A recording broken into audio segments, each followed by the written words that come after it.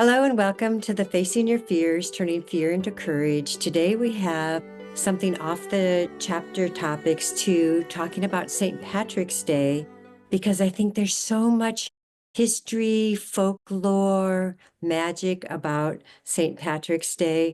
And as I was learning about St. Patrick's Day, I found out that this man who was born, they call it Romano-British because it was when Rome conquered part of Britain. This young man was 16, was sold into slavery and taken to Ireland as a slave. And he worked in the farms and did things like that until he, what he said, found God and became a priest. And his name was not even Patrick until he became a priest. And then he changed his name to Patrick. And March 17th was the day he died, but it was in the 1400s, like 1430, no, 400s, 438 or something like that. And so what happened is this celebration started to come about in Ireland, and then we took it into the United States to celebrate the immigration of Irish people to our country, and they brought so much fun and celebration and laughter, although I know that they had people that didn't accept them, which I'm so sorry, but we celebrate St. Patrick's Day, and I thought we could talk about that because there is a sense of wonder and magic about St. Patrick's Day. You think of leprechauns, fairies, just the magic and the superstition that developed in Ireland. I don't know if you've been to Ireland, but the people are pretty happy there. And whatever they believe, it does keep them pretty much living in the present, enjoying the moment. It's a beautiful place. It's a beautiful group of people. So I want to look at the idea of a leprechaun. A leprechaun, if you catch one or find one or see one, they can provide treasure for you. And I had a client in the other day that I was looking at his pathway because he's made so many changes. And I said, it's like you have this beautiful pathway journey with treasures along the pathway, because I know good things are in store for him, all the inner work he's been doing. And it made me think of St. Patrick's Day and the leprechaun. And I want you to think about magic, leprechauns, wishing, dreaming.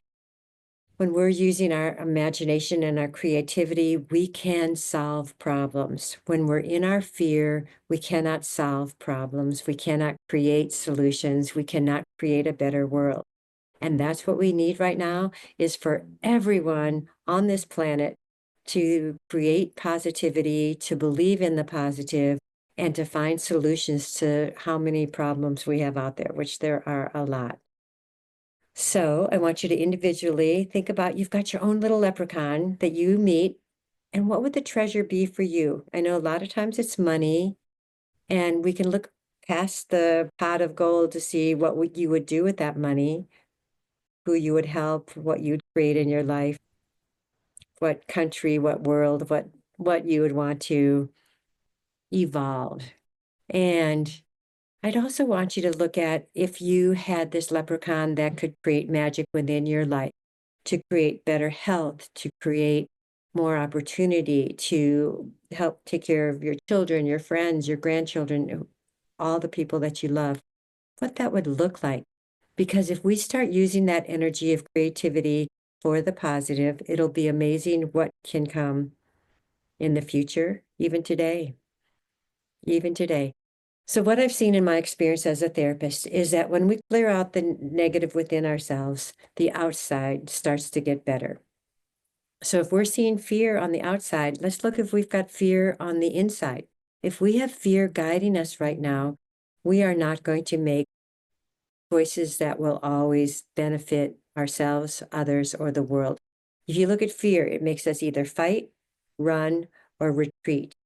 And I'm asking all of us to step up and use the energy, the gifts, everything we were given to help one another, help ourselves, and to clear out any of this stuff that's hurting you, hurting your relationship, hurting your success. Clear it out. And the way we clear it out is by changing our thinking. It's kind of like my mantra right now. If we start changing our thinking to more positive thinking, it is amazing what can happen. And I'm seeing it. I'm seeing it with clients. It seems like magical things are happening for people. Miracles are happening. And I want to pass that along to each and every one of you watching this, that if you were given the power, the energy, and I'm telling you, you have it within you to create miracles, what would you create right now? What would you look like? What would your life look like? What would unfold around you in your community, in your state, in your country, in the world? We can do this, and I want to encourage you to feel that. So this St. Patrick's Day, March 17th, honoring this young man who came to a new country, not because he wanted to, because he was forced into it, and he changed that country.